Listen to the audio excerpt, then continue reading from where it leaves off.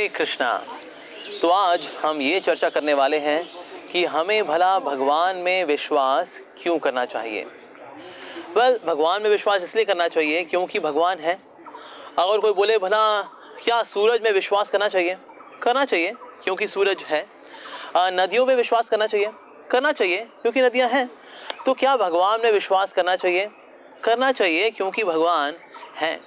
तो भगवान है इस बात का सर्वश्रेष्ठ उदाहरण, इसका प्रूफ हमको मिलता है शास्त्रों से। तो शास्त्रों में इसके बारे में बहुत ही डिटेल डिस्क्रिप्शन है कि किस तरह से भगवान परम नियंता हैं, रचना करने वाले हैं, सबको संभालने वाले हैं, सबका पोषण करने वाले हैं। तो शास्त्रों में बहुत ही डिटेल में इसके बारे में बताया गया है कि भगवान वास्तव में है। और हम देखते हैं कि जो लोग भगवान को मानते हैं ये बहुत शांत दिखते हैं। जो लोग भगवान को नहीं मानते वो फिर भी द्वंद्व में, कभी कष्ट में, कभी टेंशन में नजर आते हैं। लेकिन जो भगवान को मानते हैं ऐसे लोग कभी भी टेंशन में नजर नहीं आते।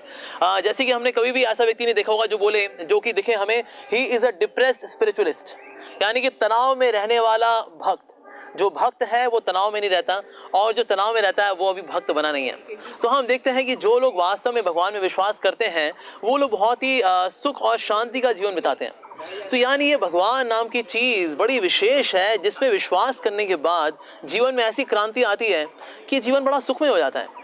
कष्ट का समय बड़ी आसानी से निकल जाता है। तो वास्तव में ये अगर व्यक्तिगत एक्सपीरियंस से देखें तो भी भगवान है, शास्त्रों के अनुसार भी देखा जाए तो भी भगवान है। और जो लोग भगवान में विश्वास करते हैं, जैसे भगवान के शुद्ध भक्त हुए हैं, यदि इनके जीवन में भी देखें तो ये सर्वोच्च आनंद का अनुभव करते हैं क्योंकि ये भगवान में विश्वास करते हैं। So those who are living a life having faith in God, they are very happy.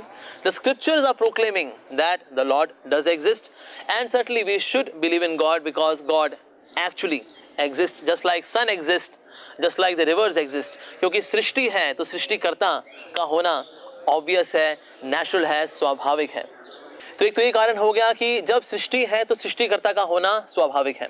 और दूसरा कारण ये है कि जब कोई वस्तु होती है, जब किसी वस्तु की तृष्णा हमारे अंदर होती है तो तृष्णा को पूरी करने की पूर्ति भी होती है। जैसे कि प्यास एक तरह की तृष्णा है और इस तृष्णा को पूरी करने के लिए पानी है।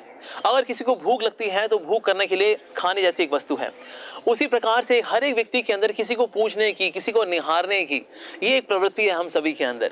तो ये प्रवृत्ति सबसे शुद्ध रूप में पूरी होती है भगवान को निहार करके, भगवान की पूजा कर करके। और तीसरा प्रूफ ये भी है कि जब कभी एक लॉ होता है तो लॉ मेकर भी होता है। जब कोई नियम होते हैं तो नियम बनाने वाला भी होता है। जैसे कि हमारा संविधान बनाया B.R. अम्बेडकर जी ने। तो जब हम इस सृष्टि में देखें तो इस सृष्टि में भी कई नियम हैं जो चल रहे हैं। जैसे गुरुत्वाकर्षण शक्ति का एक नियम है, the law of gravitation is there, the law of flotation is there. कितने सारे नियम हैं जो कि इस संसार में, सृष्टि में चल रहे हैं। सूरज के चारों ओर ये सारे प्लैनेट्स बड़े ही डिसिप्लिन के साथ चलते हैं। टाइम से सीजन आते हैं, टाइम से सीजन जाते हैं, टाइम से सूरज उगता है, टाइम से सूरज ढलता है। तो ये सब चलाने वाला वास्तव में कोई व्यक्ति तो होना चाहिए। तो जब कोई सृष्टि है तो सृष्टिकर्ता का होना स्वाभाविक है।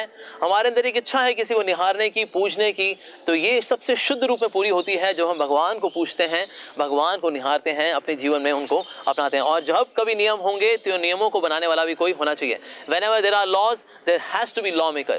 So that means, logically speaking, scripturally speaking, by observation, by all means, we can see that God does exist.